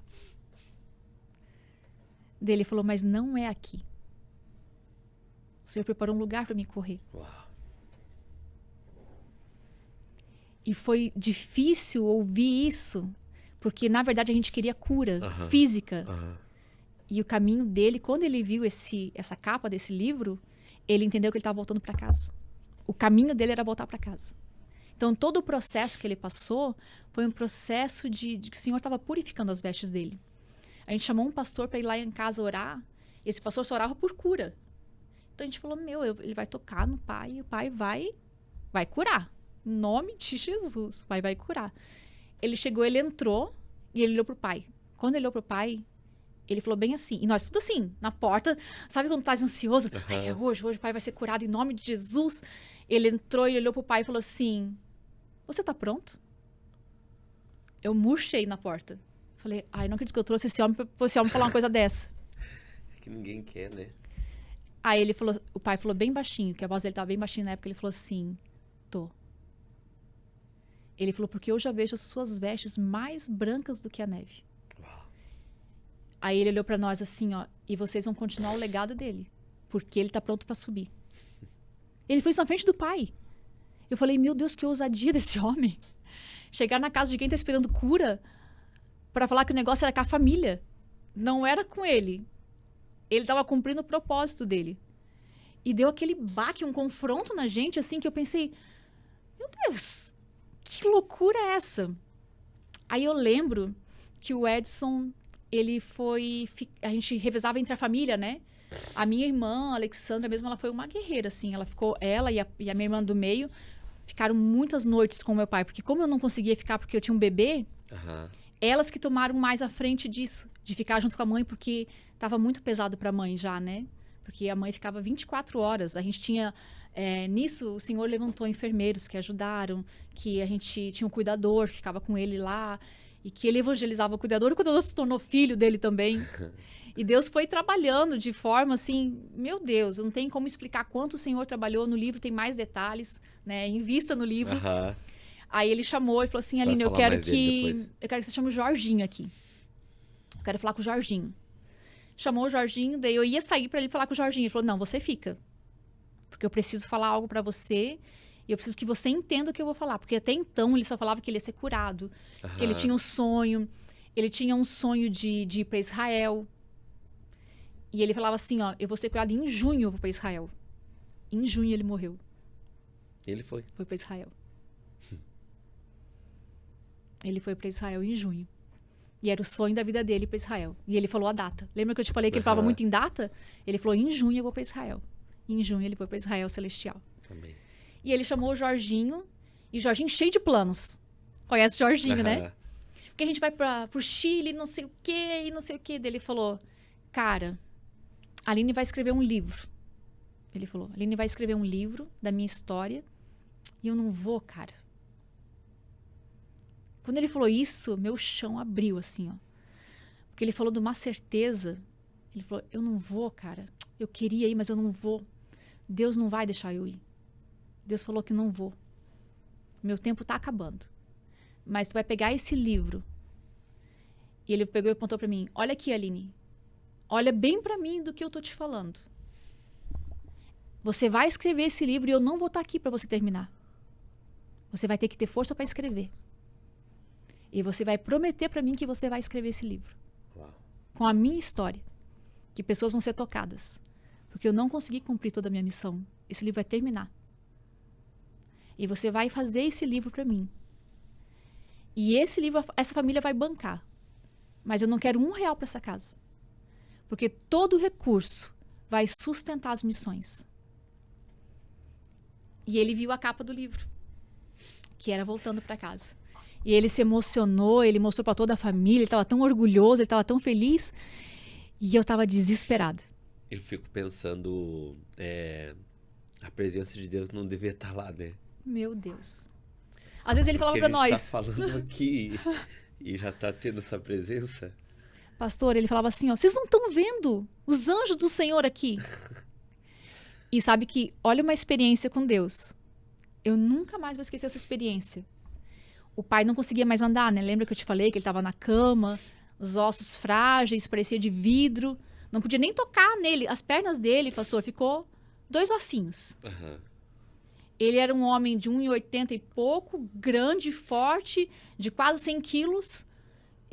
Quando ele faleceu, ele tinha 60 quilos. Ele ficou pele e osso.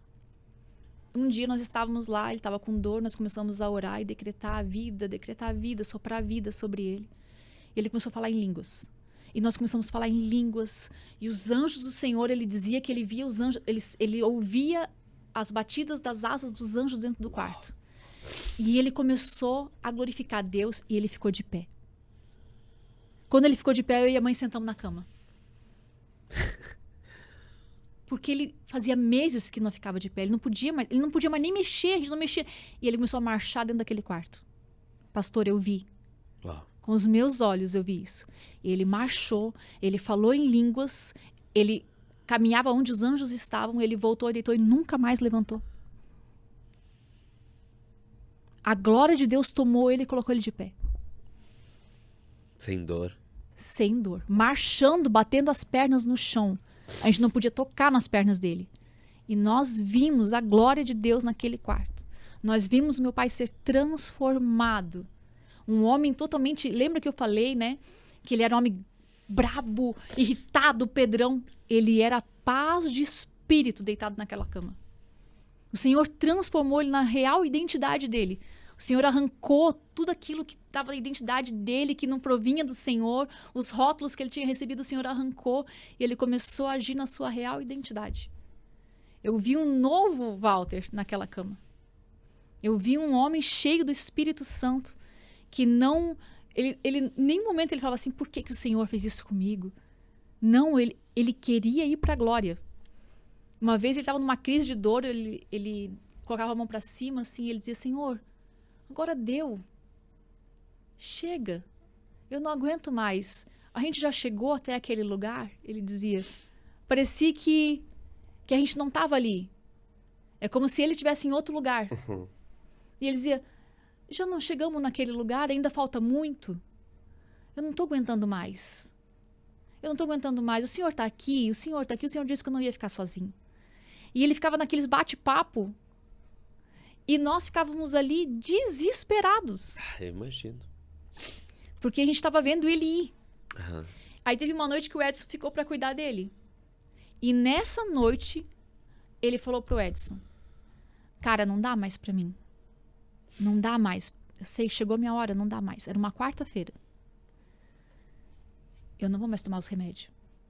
Eu quero que tu guarde segredo. Eu vou cuspir os remédios. Porque eu quero que o Senhor leve rápido. Eu já não aguento mais. Eu tô assim... Eu tô esgotado, cara. É muita dor. Ele dizia muita dor, muita dor. Eu não quero mais. Aí eu lembro que o Edson chegou em casa e chorou. Choro. E eu falei, tá, o que tá acontecendo? Ele falou, cara, eu não posso guardar esse segredo pra mim. É muita coisa. Não vou aguentar. Não.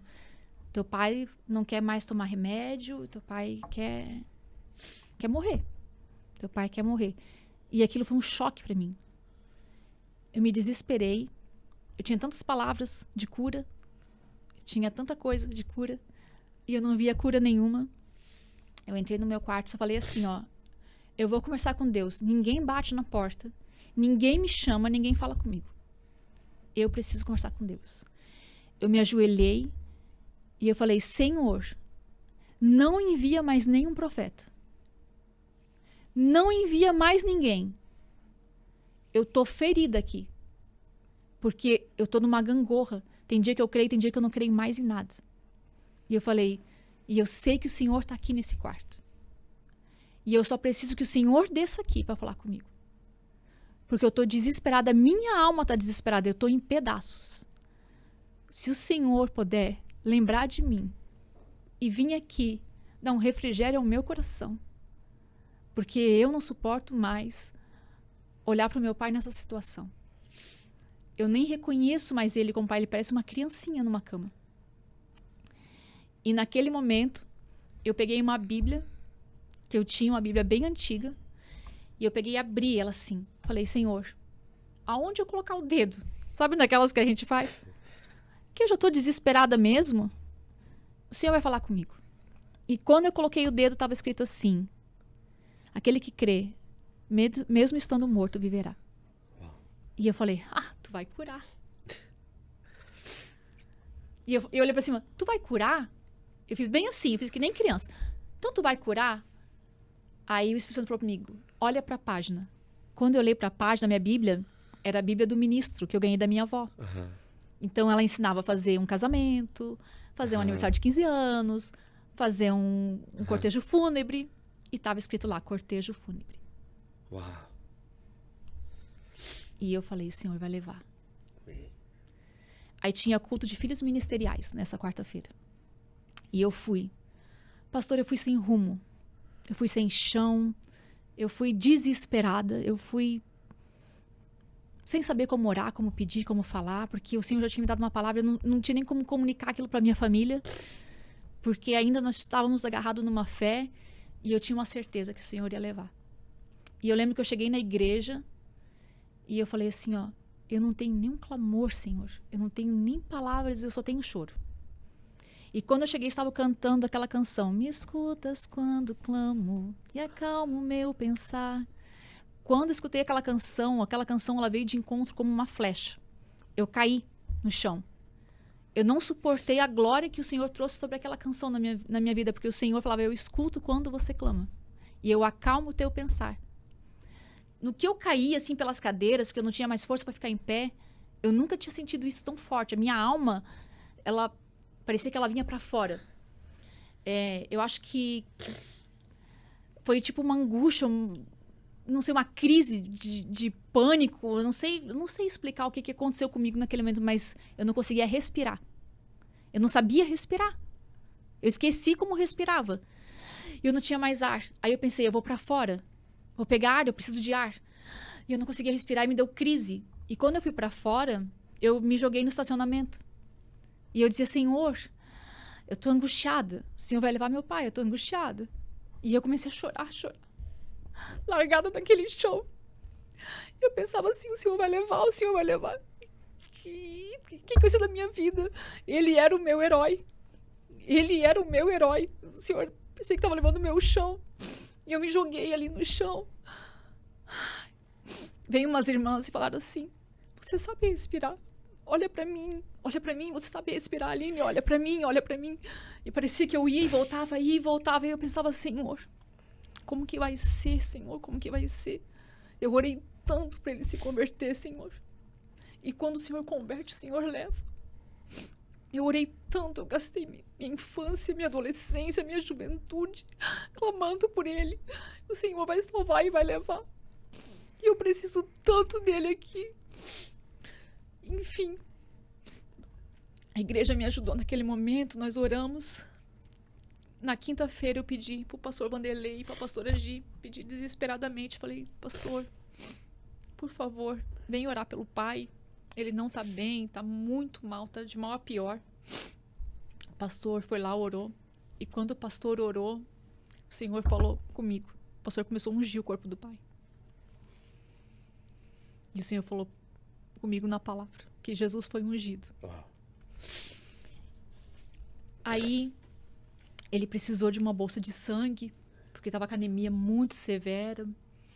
E eu tive uma cena muito triste quando eu entrei no quarto. Eles tentaram colocar, porque ele não podia mais comer deitado, né? Porque se ele engasgasse, daí, né? Às vezes não teria como fazer voltar. E o Cirilo era enfermeiro. Meu Deus, ele foi um anjo do Senhor. E quando eu entrei na porta pra ver ele, eu vi a cena, assim, sabe? Quando ele foi tentar colocar o pai um pouquinho mais sentado, a dor foi tão aguda que os olhos do pai saltou pra fora. Uau. Ele deu um berro, aquilo me consumiu. Eu só saí chorando. Saí chorando e falei, meu Deus, ele não vai suportar. É muita coisa, ele não vai suportar, meu Deus do céu. Aí eles vieram pra fazer a bolsa de sangue, amarraram o pai numa maca. A nossa casa é no 2º andar. Os bombeiros tentando ali descer ele daquele jeito, e aí ele berrava, e aquilo ia consumindo, aquela dor ia consumindo, aqueles finais, Aí, quando ele voltou da bolsa de sangue, ele voltou um pouquinho melhor, e a fé voltava daí, né? Ah, mas aí se o senhor quiser curar, né? Porque você não quer aceitar, né? Aí eu lembro que chegou a minha irmã e a minha mãe estavam discutindo sobre o remédio. Não, mãe, tá dando muito remédio. Não, porque tem que dar, senão ele fica com dor. Não, mãe, ele não tem dor agora, pra que vai dar? E elas estavam brigando por causa do remédio. Na frente dele. E a minha tia e a minha prima e as minhas primas tinham vindo de Londres pro Brasil, porque elas tinham medo que não ia dar tempo de ver ele vivo. E elas tinham toda a situação ali do cemitério, né? Da família, ela que tinha posse ali do lugar. Sim. Então elas vieram porque elas sabiam que a gente não ia ter cabeça para resolver essas coisas. Então elas vieram lá de Londres para cuidar do nosso coração. Olha como Deus faz, né? Uau. E elas vieram e ele pegou e falou assim para minha tia, para aquela que ele achou que ia ser a namorada dele. Chegou e falou, daí a tia falou para elas, ei, vamos brigar para lá. Resolve isso para lá. Quer dizer assim, não faz isso na frente dele agora, né? Já tá com tanta dor, vai resolver isso pra lá, ela falou. Ele pegou na mão dela e falou, tá tudo bem, Saraí. Ele falou, é só até domingo. Domingo acaba. Isso era, né? Isso foi na sexta-feira. E ele falou, é só até domingo. Domingo acaba. Quando ele falou aquilo, eu já ligada, que Deus falava com muito em data, desesperei no domingo. Falei pra mãe, domingo eu fico com ele. Eu vou ficar com ele no domingo. Que eu pensei, quem sabe se eu tiver aqui, Deus tem misericórdia, né? Nossa, que situação. Só que daí, tava naquela onda do Covid. E o Edson começou a passar mal em casa. Parecia que tava infartando. E o meu filho começou a passar mal em casa. E eu tive que escolher entre ficar com meu pai ou ficar com o Edson com o meu filho. Uau. E eu pensei, pode ser o último dia do meu pai. Mas não tem ninguém pra ficar com os dois. Daí a mãe falou, tem um monte de gente aqui ali pra ficar com o pai. Vai lá ficar com o Edson. Só que a gente mora... Porque o pai, que nem eu falei, ele era um pai, né? Então ele construiu, no mesmo terreno, uma casa pra cada filha. Porque ele queria todo mundo perto. E sabe quando é que ele construiu muita parte dessa casa? Quando ele tava com a perna quebrada. Entendi. Sabe o que ele fazia? Ele colocava 2 madeirinhas na perna, enrolava com um tecido... Tipo uma tala. Pra perna ficar não ficar tão mole, porque era toda mole a perna dele. E ele ia se arrastando e construindo. Uau. Porque ele queria que... ele falava assim, eu não posso partir sem vocês terem um lugar pra ficar colocado. Legado. Ele era fenomenal. Ele era um cara fenomenal. E daí, ele fala isso do domingo. E quando eu tive essa crise, lá na igreja, o Jorginho viu. E o Jorginho é da família, né? E ele pegou, entrou no carro empoderado. Eu vou chegar lá. Ele disse que foi orando no caminho. Senhor, me dá a palavra, porque eu vou chegar lá e eu vou orar pelo Walter e o Walter vai levantar daquela cama. Não, chega, Senhor. Chega de dor, o Senhor vai curar e tal. Diz que ele, no caminho ele veio proclamando já, veio ensaiando a oração, né? Quando ele chegou, o Senhor falou com ele, você vai cuidar da família, porque eu vou levar o Walter. Aí, no domingo, Jorginho aparece na porta. Ele falou, eu vou dormir com o Walter hoje. Não precisa. Eu falei, não precisa. Hoje eu quero dormir com o pai. Não, não. Eu preciso dormir com o Walter hoje. Porque o Senhor falou pra ele, tu não sai mais daqui agora até eu levar. Porque vai ser difícil pra eles. Então, tu não se move mais daqui até que eu leve ele agora. E ele ficou insistindo. Eu nunca vi o Jorginho insistir tanto. Ele ficava, não, eu preciso dormir aqui com o Walter, eu preciso dormir com o Walter. Daí as meninas, não, Jorginho, vai descansar em casa. Não, ele não queria dizer o porquê que ele precisava. Sim. Não, o senhor falou comigo, eu preciso dormir com ele aqui hoje, eu preciso. Pode dormir todo mundo. A casa estava lotada de gente. Tinha gente saindo, gente voltando. Aí o pai, nisso, o pai tinha pedido uma cama hospitalar. O pai tinha pedido uns dias antes e o Edson conseguiu uma cama hospitalar. Mas quando chegou a cama coube na sala. E ele queria que fosse no quarto, essa cama. E os rapazes ali da cama disseram, não tem como. A gente vai ter que levar embora, não entra no quarto. Aí o Edson chegou e o Edson, tem umas raízes do pai, assim, de teimoso. E falou assim, ó, nem que eu quebre a parede, mas eu vou pôr essa cama lá no quarto. Aí ele e o meu cunhado desmontaram aquela cama, cortaram a mão. Lembra disso? Meu Deus. Mas enfiaram a cama no quarto. Pegaram o pai com todo cuidado e colocaram na cama. Na cama hospitalar, porque daí era mais fácil para mover, para dobrar, para poder levantar para comer. E colocaram ele lá naquela cama. Nisso ele começou no domingo, no sábado, ele tinha passado um pouco mal. E daí no domingo de manhã, ele estava mais tranquilo, ele tinha comido. E o Senhor começou a falar para a gente se despedir. Uau. Cada um veio e a gente liberou o pai. A gente foi liberando um por um, falando tudo que ele significou na nossa vida. E a gente foi liberando ele, porque parecia que ele estava lutando para ficar ainda. A gente via que ele estava indo, sabe? A gente foi liberando. E o Jorginho ficou na madrugada ali com ele. No domingo, segunda-feira, era aniversário do meu sobrinho, que é o primeiro neto homem dele. E meu sobrinho orava para que o Senhor levasse ele, porque ele não aguentava mais ver a dor do vô. E eu estava em casa cuidando do Edson, do meu filho. Eu cuidava, corria na casa da mãe, via como estava, voltava. E eu ficava naquela, vendo, e o Jorginho lá, sem dormir, a noite toda junto com o pai.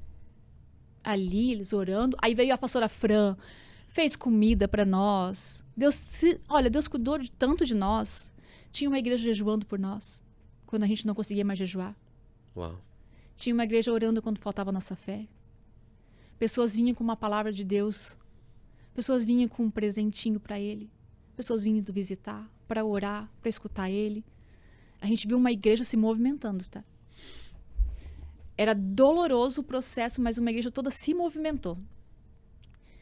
Chegou de manhã, na segunda-feira, era volta de acho que umas 6:30. Escutei na minha janela, foi o momento que eu consegui dar uma descansada. Porque eu tinha passado aquela tribulação, o Edson passando mal, meu filho vomitando, aquela loucura dentro de casa. Quando eu consegui descansar, bateu na janela minha sobrinha e falou, corre, tia, o vô tá partindo. Todo mundo já tinha se despedido dele, menos eu. Eu fui correndo, que eu fui me batendo nas paredes, assim. Cheguei, o Jorginho estava em pé, assim, na cabeça dele.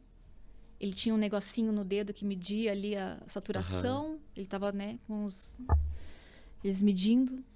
E quando eu cheguei, tava pouca gente no quarto, assim. Eu abracei ele e falei, pai, cheguei. E quando eu olhei, ele tinha uma lágrima que assim, ó.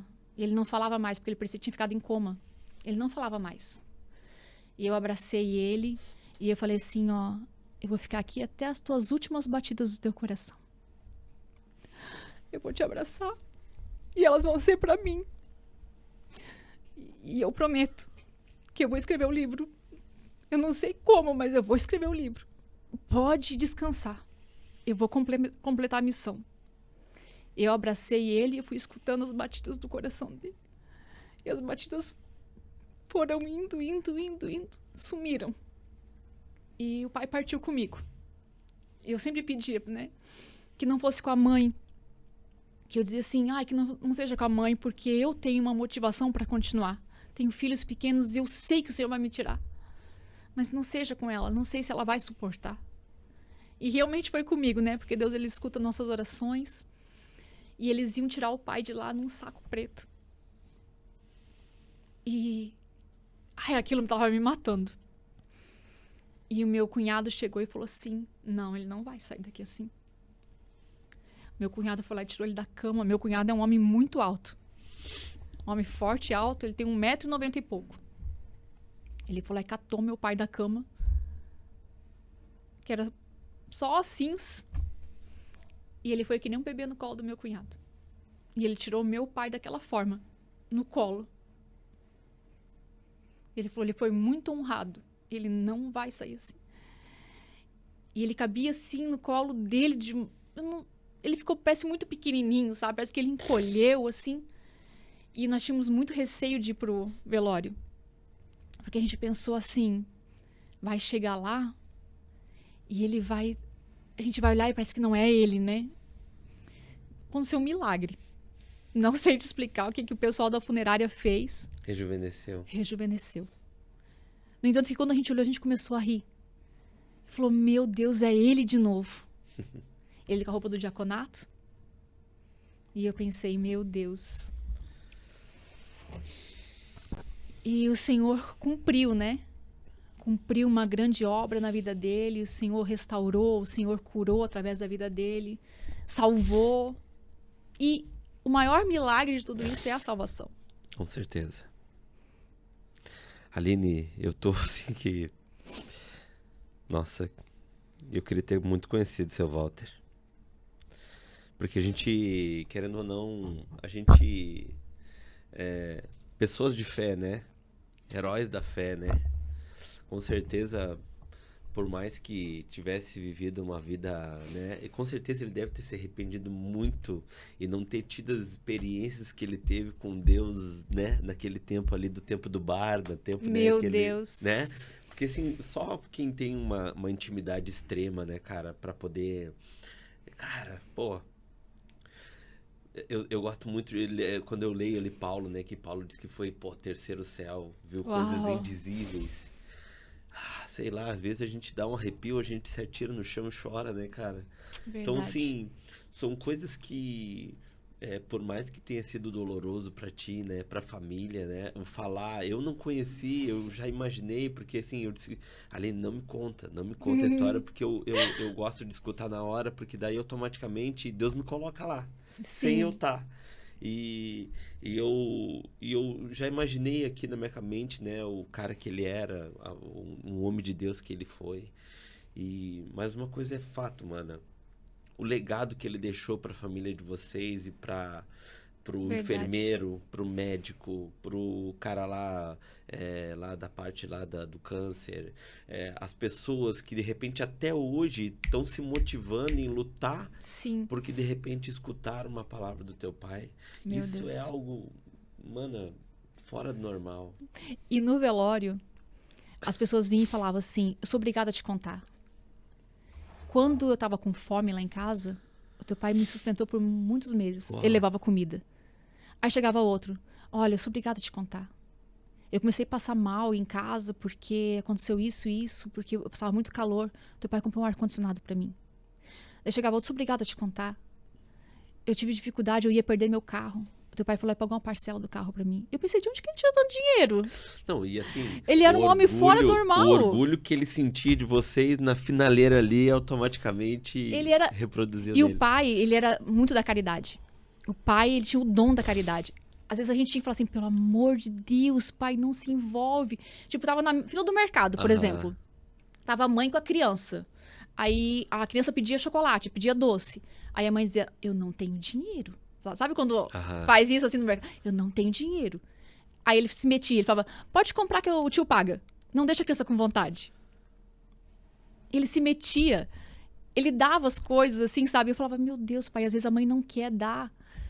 Não, criança não pode passar vontade. Eu já passei muita vontade. Não deixa... Não, o tio paga. O tio dá. Então, assim, chegava as pessoas na cantina da igreja, às vezes com um monte de criança, ele dava assim, ó, pode comprar lá, pede no meu nome. Uau. Então, assim, ó, ele tinha um dom da caridade, sabe? Ele tinha um dom de abençoar. E era incrível, porque ele não tinha tantos recursos. Mas a gente ficava... Depois a gente tentava fazer as contas e pensava, gente, que ele tirou tudo isso? Sabe? Multiplicava na mão dele, pastor. Multiplicava. Top. E quando ele partiu, né? E depois de 15 dias, eu comecei a escrever o livro. Você vai perceber que no livro tem a parte que ele fala, que eu só escrevo aquilo que ele me ditava. Sim. E chega uma parte que ele realmente aquilo que ele falou, que ele não teria conseguido terminar o livro. Você vai ver que tem uma parte que é eu que tô falando sobre o livro. Narrando. Então, tem uma parte que eu falo, agora, como meu pai não teve mais forças para terminar o livro. Então, a partir daqui, eu continuo a história dele. Gente, olha só. Um livro fantástico. Buscando o meu milagre, gerando salvação. Uma jornada de fé e esperança. Esse livro, gente, ele foi colocado à disposição para atender as missões que o pastor Jorginho ele tá indo para o Chile. Então, vai aparecer o QR Code aí. A gente vai botar lá na descrição também do vídeo o Instagram da Aline, pra você entrar em contato, ela enviar o livro, né? E assim, contribua, gente. Contribua porque esse legado, e eu tenho certeza que esse livro ele é uma virada de chave em relação a vários fatores. Principalmente naquele que você diz assim, cara, aquele não tem mais jeito. Tem jeito. Tem jeito. Tem jeito. Mana, muito obrigado. Nossa, eu fiquei... Muito obrigado mesmo. De verdade. Eu sou chorão. Eu agradeço pela oportunidade de poder contar a história dele. E uma coisa que ele me falou um dia, ele falou assim, Aline, às vezes a gente não cuida da saúde. E porque a gente não cuida da saúde, a gente interrompe a nossa missão. Uau. E ele foi uma pessoa que foi muito negligente com a saúde. Aham. E às vezes outras pessoas precisam continuar. E realmente esse livro, ele vai virar uma chave. Amém. Não só para a pessoa que está passando, porque quando um está doente, a família ela adoece junto. Sim. Então é um cuidado esse livro, ele vai virar uma chave para a família, vai virar uma chave para você que está perdendo a sua fé, para você que não está conseguindo entender o seu propósito. Ele é extraordinário, de uma leitura muito fácil, porque ele é só testemunhos. Então é um livro apaixonante. Eu tenho certeza que vai ter muitos testemunhos das pessoas que lerem também. esse livro. Mano, obrigado, viu? Obrigado de verdade. Obrigado por ter compartilhado essa história incrível, assim. E Deus foi muito particular nos detalhes, assim. E é onde eu acho que sempre Deus ele toca, é nos detalhes, sabe? Então, Verdade. Obrigado, eu não tenho nem palavra, assim. Eu tô ansioso de conhecer esse cara. Porque a gente tá lutando, né? Sim. A gente tá buscando todos os dias ser uma pessoa melhor, né? E ter esse momento, né? Porque a gente se depara com esse algo que a gente sempre fala, né? Vamos voltar para casa, mas quando chega esse dia é difícil para todo mundo. Verdade. Não tem explicação, né? Eu passei isso com a minha sogra e a gente... Foi muito difícil, muito difícil. É uma doença terrível. Mas assim, antes de ela ir para UTI, entrar em coma, ela aceitou Jesus. Glória a Deus. E o Vida Louca, né? Aquele que só dava problema e coisa, foi o cara que Deus usou para apresentar Jesus para ela. Então, são coisas que a gente não explica, né? Verdade. Mas, ao mesmo tempo, é uma história que a gente tem para cantar, para alcançar outras vidas. Verdade. Deus abençoe, mano. Muito obrigado. Amém, muito mesmo. obrigado. Muito obrigado. Gente, uau! Eu não sei nem o que falar, gente. Eu acho que o detalhe de todo esse podcast, da história da Aline com seu pai, seu Walter Vitor, ele fala de algo muito necessário, assim, que é na vida de qualquer um, né? Mas principalmente nesse momento, assim, de enfermidade, é a oração, gente. É a oração, é o clamor. E por mais que o cenário esteja totalmente dizendo ao contrário, a gente tem que acreditar até o último minuto. Mas a gente também tem que ser sensível ao que Deus está falando, ao que Deus está conduzindo, né? E no caso do pai da Aline, era o momento de ser recolhido. E o momento que também entenderam e foram liberando, ele com certeza ele foi mais tranquilo. Então, gente, que você que está passando por esse momento, você que de repente está passando por esse momento de enfermidade, o primordial de tudo é entender que Jesus ele está cuidando de tudo, né? E não cesse a oração. Não cesse a oração, continue firme, porque a oração é algo que ela edifica não só por aquele que a gente está orando, mas edifica também a gente, né? Não cesse de orar, clame todo momento e a todo instante, porque Jesus ele sempre ele está ali do lado escutando e ele tem prazer em responder e aquilo que Deus ele tem para fazer nas nossas vidas é sempre o melhor pra gente. Quando a gente entrega a nossa vida para Cristo, a nossa vida já não é mais nossa. Então, a nossa vida é dele. Então, se a nossa vida é dele, ele está cuidando em todo momento e a todo instante. Que Deus abençoe a cada um de vocês. E segunda que vem nós estamos de volta. Maqui Podcast.